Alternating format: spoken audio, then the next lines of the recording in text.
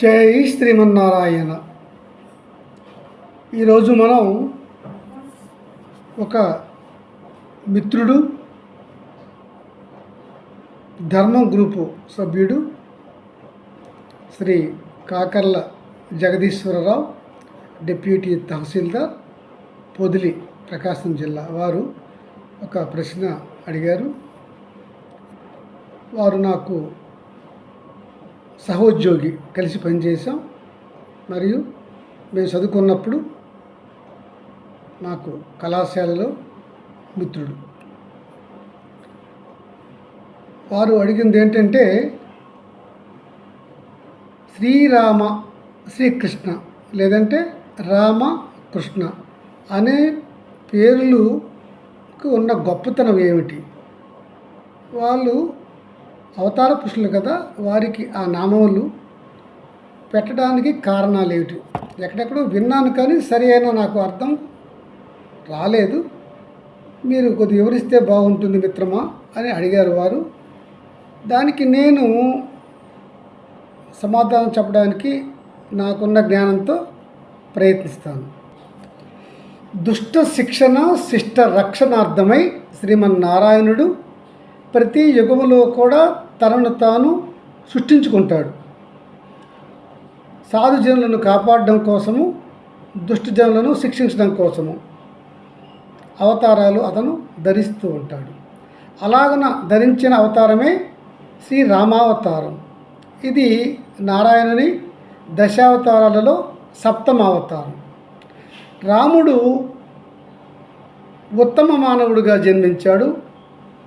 దైవంగా మనం కొలుస్తున్నాం. అతడు ధర్మాత్ముడు, ధర్మానికి ప్రతీక. అతను పుట్టినప్పుడు దశరథ మహారాజు కోరిక మేరకు వారి ఆస్థాన పురోహితులు బ్రహ్మర్షి వశిష్ఠుల వారు అతనికి నారాయణ మంత్రంలోని రా శబ్దాన్ని, పంచాక్షరి మంత్రంలోని మా శబ్దాన్ని తీసుకొని రామ అని పెట్టారు. అంటే ఒకసారి రామ అంటే శ్రీమన్నారాయణుని, అంటే శ్రీ మహావిష్ణువుని, పరమశివుని ప్రార్థించిన ఫలితం వస్తుంది అని, అంటే శివకేశవులను ఒకేసారి ప్రార్థించిన ఫలితం వస్తుందని రామ అనే పేరు పెట్టాడు వశిష్ఠుల వారు శ్రీరామునికి. అది మనకి అందరికీ సుమారుగా తెలిసే ఉంటుంది కదా. రామ అంటే అంత గొప్పది. కంచెర్ల గోపన్న మనందరికీ తెలిసిన భద్రాద్రి రామదాసు, ఆయన అంటాడు, శ్రీరామచంద్ర, నీ రూపము కంటే నీ నామము నాకు చాలా ఇష్టం. రామరూపము కంటే రామనామము నాకు చాలా ప్రీతి అంటాడు ఆయన. అతని భక్తుడు కదా. అంటే రామనామము అంత గొప్పది అని చెప్పగానే చెప్తున్నారు. రాముడు ధర్మానికి ప్రతీక. ధర్మమే రాముడు, రాముడే ధర్మము. రామాయణం చూస్తే వాల్మీకి రామాయణం పలుసార్లు అంటాడు అతను, నేను ధర్మరక్షణ కొరకు నా భార్యను కానీ, నా తమ్ములను కానీ, ఎవరినైనా, నా రాజ్యాన్ని కానీ విడిచిపెట్టేస్తాను. నేను ధర్మ రక్షణ కొరకు వీళ్ళు అడ్డైతే వాళ్ళు నాకు అవసరం లేదు, నాకు ధర్మమే ముఖ్యం అంటాడు రాముడు. పలుసార్లు అంటాడు. సీతమ్మ వారితో అంటాడు, లక్ష్మణ్ వారితో కూడా అంటాడు. అంటే ధర్మానికి ప్రత్యేక ఎవరు? రాముడు. అయితే శ్రీరాముని గురించి ఇంకొక చెప్పుకుందాం మనం. గొప్పతనం ఏంటంటే, శ్రీరామ రామ రామేతి రమే రామే మనోరమే సహస్రనామ తత్తుల్యం రామనామ వరాననే. ఈ శ్లోకం మనకు ఎక్కడ చూస్తాం? చాలామందికి తెలుసు. విష్ణు సహస్రనామంలో వస్తుంది. పరమశివుడు మాత సీతతో, మాత పార్వతితో చెప్తాడు.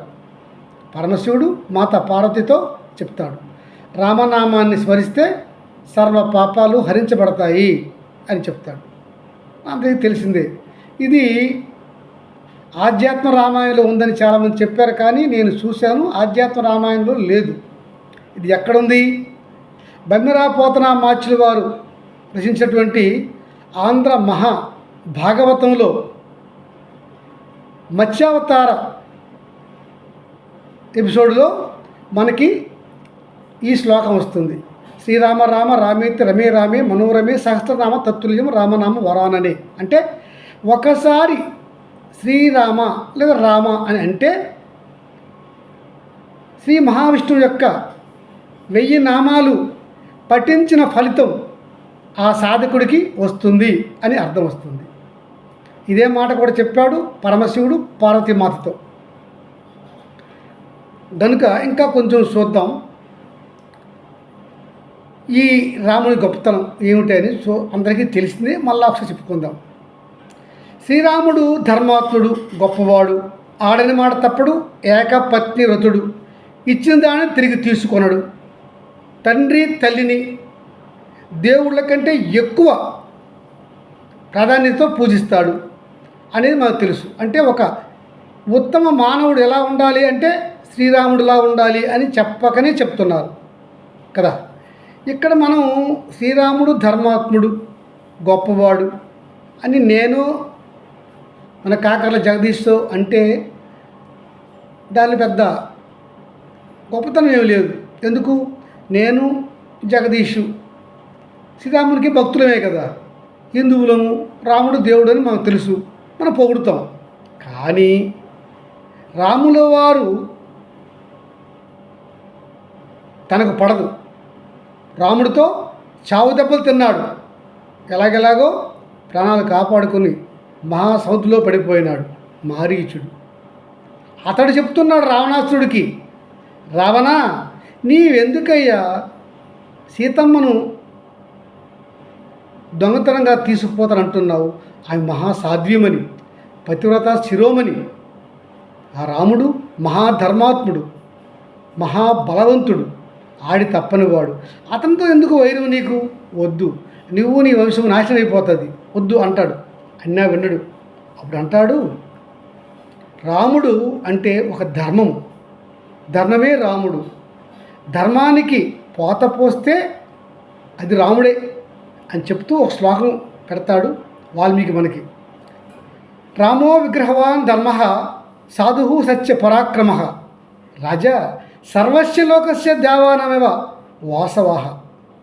రాముడు పోత పోసిన ఒక విగ్రహం, ఆ విగ్రహమే రాముడు, రాముడే ధర్మం అనే విగ్రహం.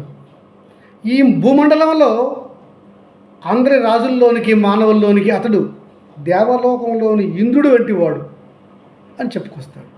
అంటే రాముడి గురించి నువ్వు నేను కాదు, రాముని యొక్క శత్రువులు కూడా పొగుడుతారు, అతడు ధర్మాత్ముడు అని. ఇంకొకసారి రాముని గొప్పతనం చెప్పుకుందాం. యుద్ధకాండలో లక్ష్మణస్వామి వారు మేఘనాథుడితో చాలా కాలం యుద్ధం చేస్తూ ఉంటాడు. ఎప్పటికీ మేఘనాథుడు సంహరింపబడడు. అతడు మాయలతో యుద్ధం చేస్తున్నాడు. ఆయన మాయల మరాఠి, బ్రహ్మవర ప్రసాది. లక్ష్మణస్వామి వారు ధర్మంగా యుద్ధం చేస్తున్నాడు. ఎప్పటికీ వీడిని నేను సంహరించాలి, సంహరిస్తానని చెప్పి అన్నకు వచ్చాను నేను, వీడు సంహరించబడట్లేదు అని అంటూ ఇంకా చివరికి ఇసిగిపోయి రాముడి పైన ఒక శపథం చేస్తాడు. నా అన్న శ్రీరాముడే గనుక ధర్మాత్ముడైతే, నా తండ్రికి జ్యేష్ఠ కుమారుడైతే, దశరథ మహారాజుకి జ్యేష్ఠ కుమారుడైతే, ధర్మము వీడని వాడైతే, మహాపరాక్రమవంతుడు 3 లోకాలకి అతడైతే గనుక నా ఈ అస్త్రం వెళ్ళి ఆ ఇంద్రజిత్తును సంహరించుగాక అంటాడు. ఇక్కడ మంచి శ్లోకం ఇచ్చాడు వాల్మీకి మనకి. ధర్మాత్మ సత్యసంధచ్చ రామో దాశరథిర్యతి. ఎంత బాగా చెప్పారు చూడండి లక్ష్మణస్వామి పద్యం. ధర్మాత్మ సత్యసంధచ్చ రామో దాశరథిర్యతి పౌరుషేష అప్రతిద్వంద్వ శరైనం జహి రావణిం. నా రాముడే గనుక గొప్పవాడైతే, ధర్మాత్ముడైతే, దశరథపుత్రుడైతే ఈ మేఘనాథుడిని సంహరించుగాక ఈ అస్త్రం వెళ్ళి అంటాడు. వెంటనే అస్త్రం వెళ్ళి మేఘనాథుడిని సంహరించేసింది. ఇక జగదీష్ అడిగినది శ్రీకృష్ణ నామం. కృష్ణ నామం 2 అక్షరాలే. పెట్టినది ఎవరు?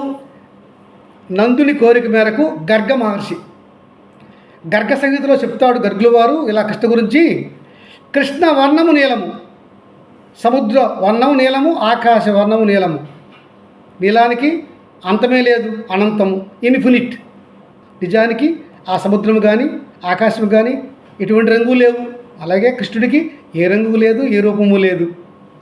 ఒకసారి కృష్ణనామాన్ని పఠిస్తే కోటి విష్ణునామాలు పఠించిన ఫలితం వస్తుంది ఆ సాధకుడికి అని చెప్తాడు గర్గుల వారు తన గర్గ సంహితలో. తరువాత లీలాకృష్ణుడు ఇలా అంటాడు కృష్ణ గురించి: కృష్ణానుస్మరణాదేవ పాప సంఘాత పంజర శతదా భేద మాయాతి గిరివజ్ర హతదోయదా. అంటే ఒక్క వజ్రాయుధ ఘాతానికి కొండ ఎలా పిండవుతుందో అలా ఒక్కసారి కృష్ణ అంటే ఆ భక్తుని కొండంత పాపము కూడా పిండి పటాపంచలైపోయి ఆ భక్తుడు పాపము లేనివాడు అవుతాడు, పుణ్యాత్ముడు అవుతాడు అని చెప్పుకొచ్చాడు లీలాకృష్ణుడు. దీనికి అర్థం కూడా చెప్పుకొచ్చారు. లీలాకృష్ణుడు చెప్పాడు, వ్యాసుల వారు చెప్పారు. చూద్దాం ఒకసారి. కృష్ అంటే కృష్ ప్లస్ నా కృష్ణ కదా, కృష్ణ వచ్చింది.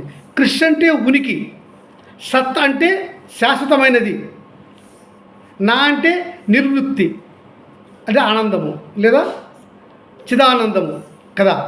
ఇప్పుడు కృషు నా కలిపితే సత్తు వచ్చింది కదా ముందు నాకి, సచ్చిదానందము, సత్తు చిత్తు ఆనందము, సచ్చిదానందము వచ్చింది. అంటే కృష్ణ అంటే సచ్చిదానందము, శాశ్వతమైనది, అనంతమైనది. దీనిని మహాభారతంలో వ్యాసుల వారు కూడా చెప్తున్నారు మంచి శ్లోకంతో కృష్ణుడి గురించి. కృషిర్భువాచక శబ్దో నష్ట నిర్వృత్తి వాచక విష్ణుస్తద్భావయోగార్చ కృష్ణో భవతి శాశ్వత అంటాడు మహాభారతంలో వ్యాసుల వారు. ఇంకోసారి వ్యాస భగవానుల వారు కృష్ణుల వారి గురించి ఇలా అంటాడు.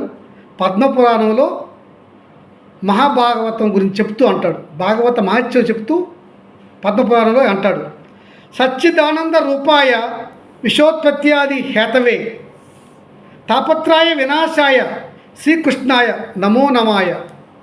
అంటే శ్రీకృష్ణ పరమాత్మని ఒక్కసారి కానీ ఎన్నిసార్లు కానీ భక్తితో ప్రార్థిస్తే వారికి అనంతమైన ఫలితములు వస్తాయి.